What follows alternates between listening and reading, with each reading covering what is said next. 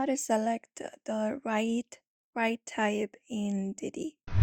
To choose the right type in DiDi, you may follow up these steps. So you can go ahead and launch the DiDi Writer app on your device first on your smartphone. So go ahead and launch it up and basically be logged in. And then once you are logged in, you can basically go ahead and enter your destination. You can tap on this where to tab and then enter your pickup and drop off locations. So go ahead and set up your location, your pickup location, and where you are going. So just go ahead and do so. You can even pin your location on the map if you prefer that. And once you do so, you can basically choose from the available options like Express, Taxi, Premier, or other options like six-seater or Luxe six-seater.